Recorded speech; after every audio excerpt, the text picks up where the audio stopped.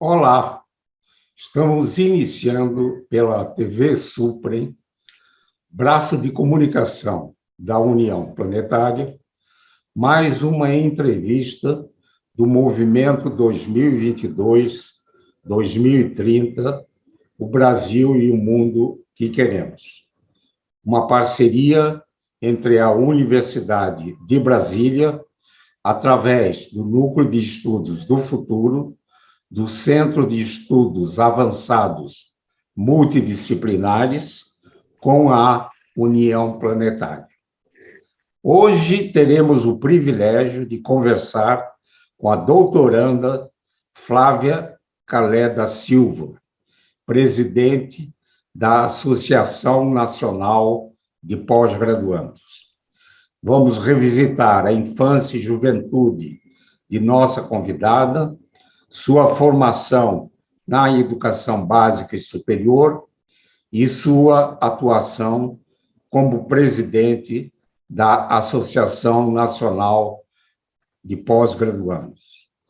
A nossa convidada é graduada em História pela Universidade Federal do Rio de Janeiro, mestre em História Econômica pela Universidade de São Paulo e, atualmente, é doutoranda nessa mesma área na USP.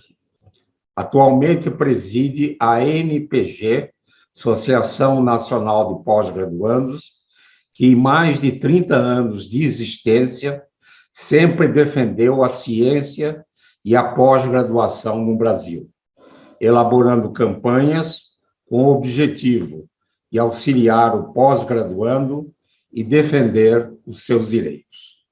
Muito obrigado, Flávia Calé da Silva, por ter aceito ao nosso convite.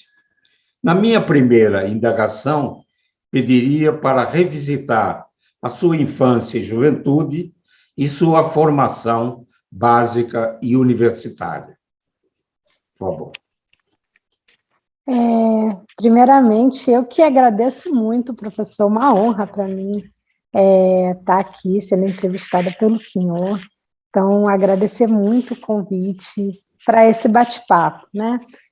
Sobre infância, adolescência, trajetória, né? Eu acho que o que eu posso dizer, eu tenho uma família, né? Minha mãe, ela é angolana, viveu em Portugal, viveu em Angola até os 6 anos, até os 19 em Portugal, e depois veio para o Brasil, né? E meu pai é do interior do Ceará, veio para o Rio de Janeiro, foi para o Rio de Janeiro, né, em busca de trabalho, como muitos naquele tempo, né, nos anos 60, 70, e lá ele e minha mãe se encontraram, né, e constituíram a nossa família no Rio de Janeiro. E, de alguma maneira, eu sou fruto de uma educação bem conservadora, né? Meu pai tinha uma educação muito rígida, de uma disciplina, de uma rigidez muito grande, né? E isso, de alguma maneira, sempre me gerou muita inquietude, né? Porque, de certa forma, acho que um dos maiores desafios das meninas, né, é conseguir refletir sobre o mundo, conhecer o mundo mais livremente, né? Então, claramente, eu tinha um tipo de educação, meu irmão tinha outro, meu irmão podia mais coisas do que eu podia. Isso sempre foi uma marca, né, de embates familiares e que me levou a ter sempre uma visão crítica daquela forma, né, de educação. Na adolescência, eu participava de um ativismo juvenil ligado à maçonaria, meu pai era maçom, eu era parte do grupo jovem, das Filhas de Jó, que chama a Ordem Internacional das Filhas de Jó, que tinha muito essa marca de realização de filantropia, né, de organização das jovens meninas para, de alguma maneira, fazer, né, caridade, filantropia, né, essa era a questão. Só que com o passar do tempo, né, sei lá para os 17 anos, eu comecei a questionar mesmo aquele tipo de ação, né, bom, filantropia, ela não muda a sociedade estruturalmente, né? A gente vai aqui na creche, a gente vai nos orfanatos, a gente vai nos asilos, né? A gente vai Dia dos Pais, Dia das Mães, Dia das Crianças, Páscoa, a gente sempre fazia um evento em asilos e orfanatos, mas não era aquilo que ia resolver o problema do mundo, e aí eu virei comunista. E uma crítica mais dura da sociedade, né? Quando eu entrei para a universidade, logo que eu entrei, foi assim, na transição de sair do ensino médio e entrar para a UFRJ, onde eu estudei História, e que é onde mesmo se abriu o meu mundo, né?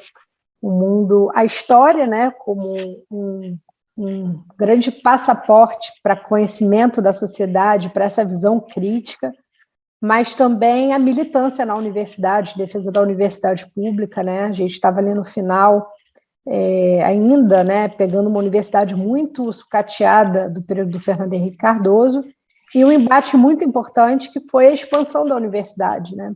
Porque, de fato, a universidade ela também resistiu a se democratizar, né? As estruturas corporativas, né, da universidade, até um pouco elitistas, se movimentaram muito naquele momento. Então, a aprovação do Reúne na minha universidade foi fruto de muita batalha política, e eu tenho, talvez, o maior orgulho da minha vida, enquanto militante social, foi ter ajudado a aprovar o Reúne na UFRJ, assim, e ter aberto as portas daquela universidade. Talvez esse seja o meu maior orgulho, assim. Muito bem. Quando fez esse depoimento agora,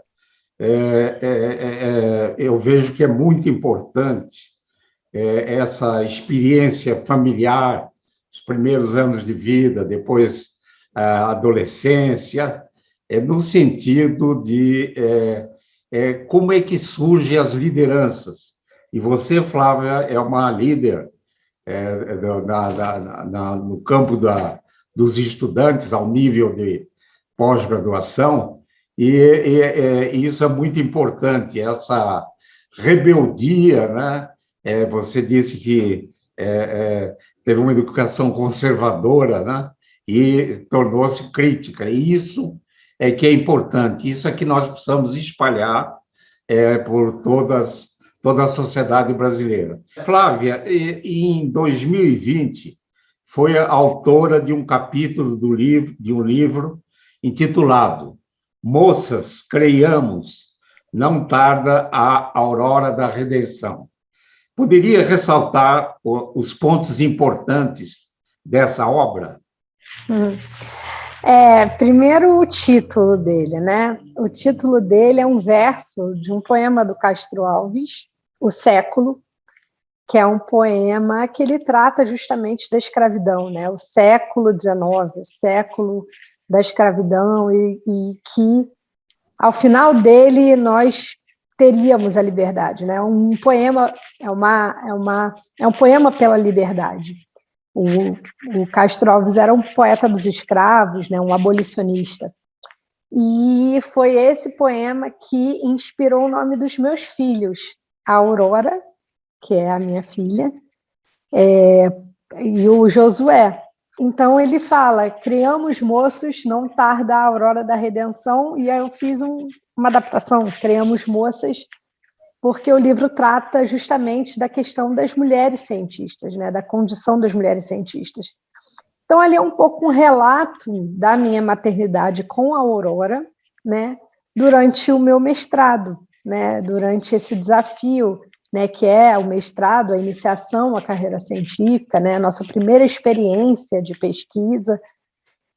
E eu me vi grávida no mestrado da Aurora, depois veio a pandemia, então é um pouco o relato de como a condição das mulheres em toda a sociedade, ela é uma condição muito desigual, e na academia também, ela também reproduz, né, os parâmetros que não comportam as mulheres, né? Os parâmetros de, por exemplo, prazos da pós-graduação. Os prazos da pós-graduação não comportam uma jovem mãe. Eu moro em São Paulo, eu sou do Rio, meu companheiro é de Goiás, a gente se encontrou em São Paulo, constituiu uma família, só que as nossas famílias não moram aqui, nós não temos rede de apoio, né? Eu não tinha uma terceira pessoa para pegar a minha filha no colo para eu poder escrever e estudar, né? Meu companheiro faz doutorado, né? Então, eu estava no mestrado e ele no doutorado, agora estou no doutorado e ele está concluindo. Então, foi uma trajetória muito difícil. Então, um pouco relato, né, de como esses parâmetros atuais da pós-graduação e da produção científica não comporta a realidade de metade da população e da maioria daquelas que fazem pós-graduação, porque as mulheres são maioria. Só que, ao longo dessa trajetória, os homens que têm menos resistências, ou seja, têm menos problemas a enfrentar, vão ultrapassando as mulheres e as mulheres vão ficando para trás, né? Então, é um pouco de como essas paredes de vidro se constituem e se dão na vida real, na prática, né? E termina o artigo, o capítulo, né, falando do Josué, que eu tinha acabado de descobrir que eu estava grávida quando eu estava terminando de escrever esse capítulo, e eu descobri que eu estava grávida de novo, no contexto da pandemia, enfim. E eu não me arrependo de nada, nada. Eles são meus tesouros. É certo. Toda criança é um tesouro, né? Flávia, atualmente preside a Associação Nacional de Pós-Graduandos, a ANPG. Poderia relatar as conquistas dessa entidade nos últimos 30 anos e os principais desafios do presente e do futuro? Perfeito. Professor, a ANPG, ela é uma entidade que tem como vocação a defesa da ciência, da soberania nacional e dos jovens pesquisadores brasileiros, né? Então, essa aqui é a nossa identidade mais forte. Então, a ANPG, desde o início, ela está vinculada à luta democrática no Brasil, porque a gente nasce no final, em 86, ou seja, na saída da ditadura, nasce no contexto de debate sobre a Constituinte no Brasil, ou seja, a elaboração sobre o que deveria tratar na Constituição sobre a ciência, né? Então, a Constituição brasileira ela tem um termo muito importante que fala sobre o tipo especial que é a formação de pesquisadores no Brasil, porque a finalidade, uma das finalidades da Constituição é a busca da autonomia tecnológica do Brasil. E, para isso, é preciso investir em talentos, investir em profissionais especiais para esse desafio. Isso é muito importante, professor, porque hoje a NPG ela faz uma campanha intensa pelo reajuste das bolsas de estudo, ou seja, pela criação de uma carreira científica no Brasil que incorpore, que leve em consideração os pós-graduandos como já parte dessa carreira científica. Embora seja um estágio de formação, ela deve ser compreendida como parte de uma carreira científica e, portanto, valorizada como tal. A bolsa de estudo, e hoje é um dia, por exemplo, de mobilização em defesa do reajuste das bolsas, deveria ser compreendida como a remuneração desse trabalho estratégico, né? Então, desde a discussão na Constituição, né, e o ingresso na Constituição desse debate da importância da ciência, de alguma maneira, a parte dessa mobilização da comunidade que a ANPG participa, né? Nós participamos de todas as elaborações dos planos nacionais de pós-graduação, né, que são planos estratégicos. É só a gente ver, né, 90% da produção científica nacional se dá na pós-graduação.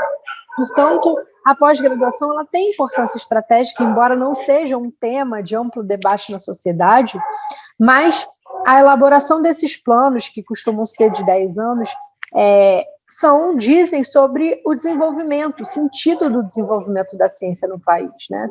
Então, a elaboração dos planos nacionais de pós-graduação, a defesa do nosso Sistema Nacional de Ciência e Tecnologia, que tempo pós tempo são atacados, né?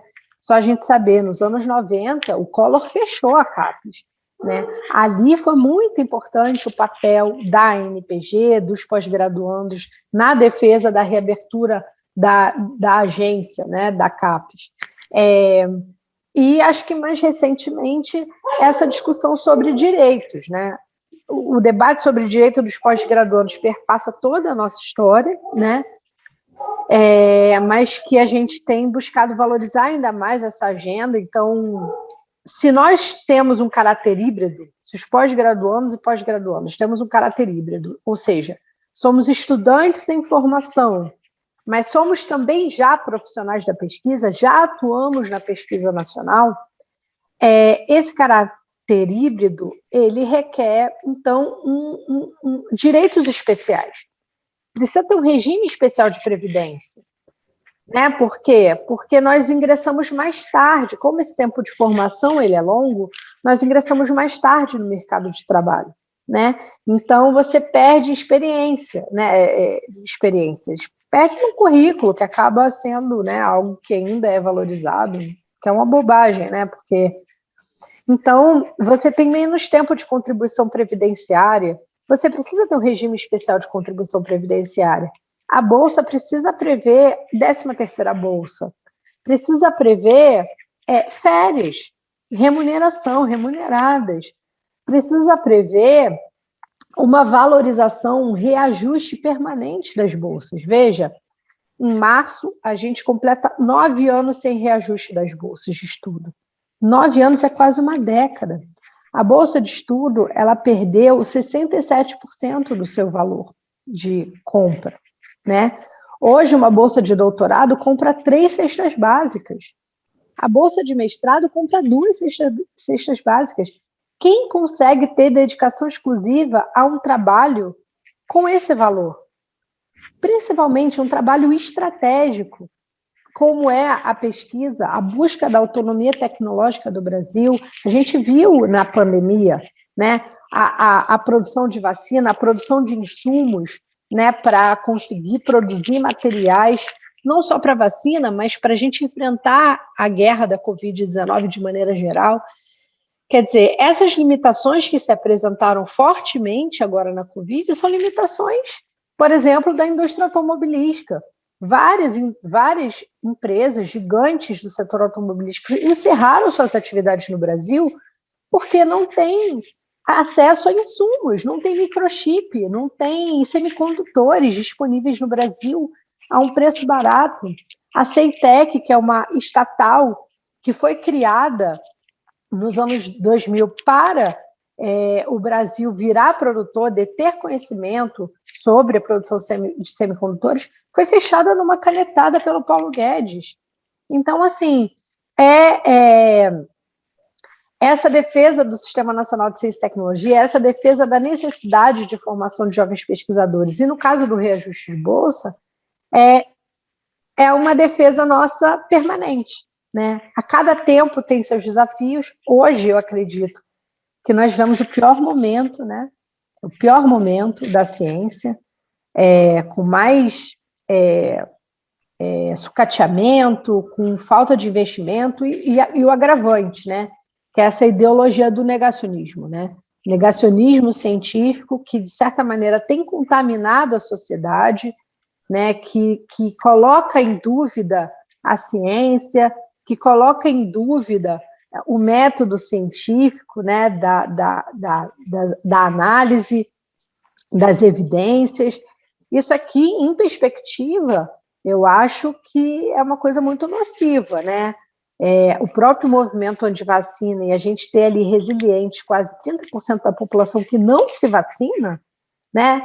E a gente está vendo o que essa campanha anti-vacina tem promovido nos Estados Unidos, por exemplo. Poderia ter condição de vacinar toda a população e que não consegue, porque tem uma ideologia sendo propagada na sociedade e que, infelizmente, chegou ao Brasil, né? E que eu acho que a gente precisa hoje, também no campo ideológico, fazer essa disputa. A ciência ela não é neutra, né? Então, a gente precisa fazer essa disputa ideológica, ganhar essa disputa ideológica, para que a gente consiga ter, né, um país autônomo, que a gente consiga, esse ano é o ano do bicentenário, né, a gente está discutindo aqui o mundo que queremos, o bicentenário da independência do Brasil, né? Então, o debate sobre a independência do Brasil, ele está atual, né? 200 anos depois, qual é o status da nossa independência? Qual é a nossa condição?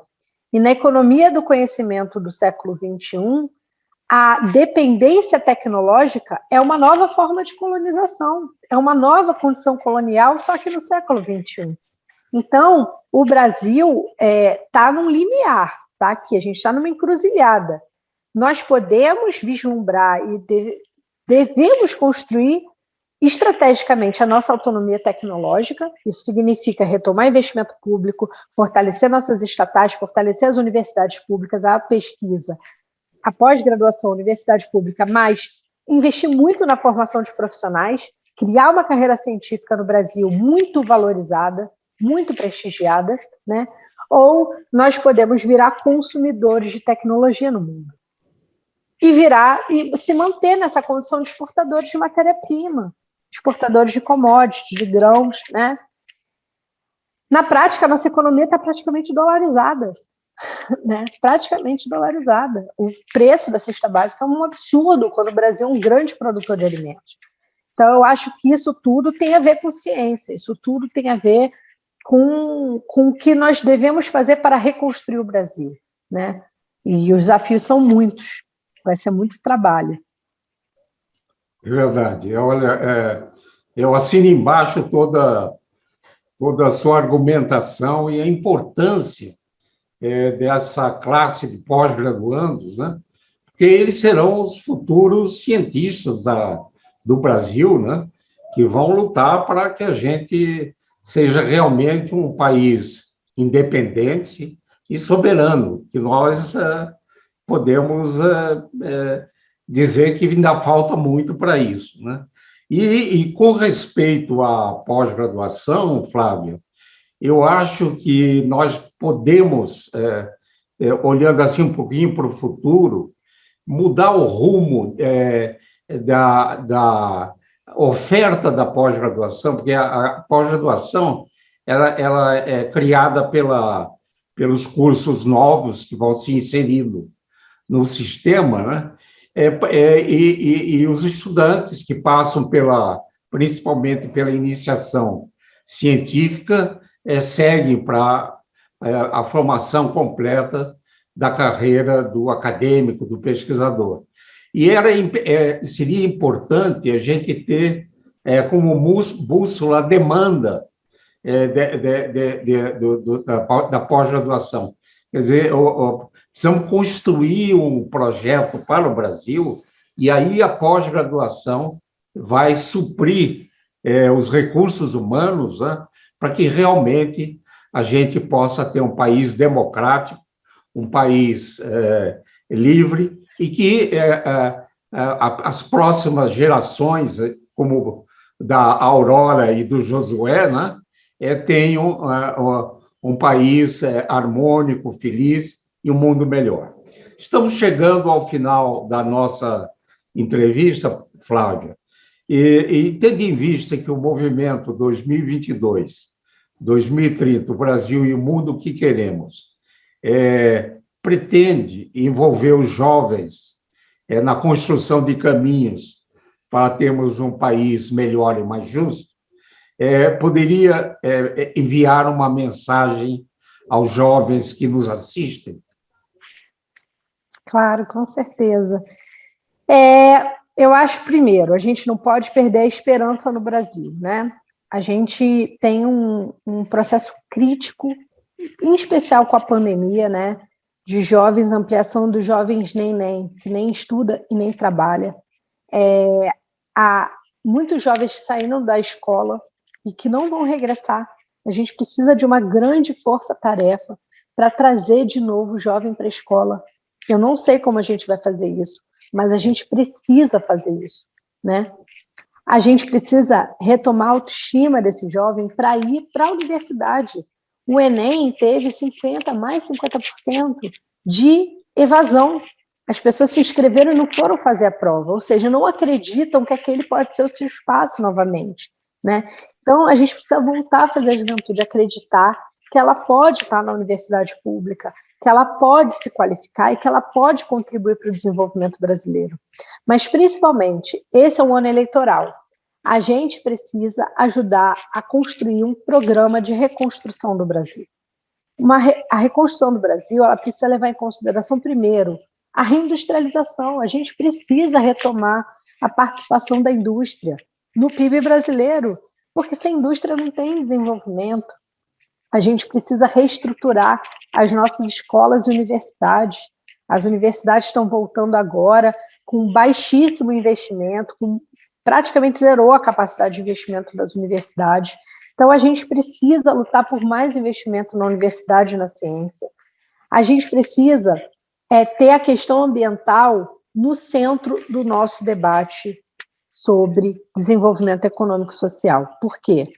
Porque a questão ambiental diz respeito ao tratamento das águas, a oferta de água potável para toda a população brasileira, envolve a discussão de saneamento de todas as cidades. A gente precisa garantir a saúde pública para a nossa população, né? E a fronteira ambiental, ela é a fronteira tecnológica, pode ser o nosso grande passaporte para entrar nessa economia do conhecimento, nessa economia, né, de desenvolvimento tecnológico do Brasil. A partir do quê? De uma visão sustentável sobre todas as dimensões da vida, sobre as cidades, sobre a iluminação, sobre o transporte público, sobre o saneamento, sobre a indústria, sobre tudo, sobre a produção e a reprodução da vida, né? Então, eu acho que ter um plano estratégico que leve em consideração a ciência e a questão ambiental para a retomada do desenvolvimento econômico movimenta toda a vida. A gente vê aqui, em todas as cidades, as pessoas que catam lixo. É uma condição precária. E eles estão fazendo um trabalho muito importante para a sociedade, muito, muito importante. Isso aqui tudo devia ser tratado com muita importância. Essas pessoas deviam estar profissionalizadas de maneira decente. Entende? Por quê? Porque a questão dos resíduos sólidos, do tratamento dos resíduos, é uma questão estratégica para o país, né? E nós temos a universidade para dizer que esses resíduos podem se transformar em energia. Nós temos aqui a ciência dizendo que essa quantidade de lixo que a sociedade produz pode ser reciclada e transformada em outras coisas. Então, eu acho que unir desenvolvimento à ciência e à sustentabilidade é o grande caminho para o bem viver, para uma sociedade justa, equilibrada, e gera renda. Gera renda. Nós precisamos gerar renda e emprego no país. Então, a juventude tem um papel fundamental porque é a principal afetada com todo esse desmonte, com as consequências da pandemia, e reconstruir o Brasil depende da gente, depende da juventude, depende que a gente não desista, né? Depende da nossa persistência. Então, acho que é essa a mensagem, professor. Bela mensagem, Flávia. Realmente, o Brasil precisa ser reconstruído e a juventude é peça fundamental nessa reconstrução. Eu gostaria de enviar, através de você, um fraternal abraço a todos os pós-graduandos do Brasil e, complementando a sua mensagem, que eles continuem a esperançar, né? Como falava o nosso mestre Paulo Freire. Flávia Calé da Silva, muito obrigado por essa interessante e importante conversa. Esse e outros programas do Movimento 2022-2030, o Brasil e o Mundo que Queremos, podem ser acessados no canal YouTube da TV Supre. Gostaria imensamente de agradecer a todos que estiveram conosco e voltaremos a nos encontrar em uma próxima oportunidade. Até lá!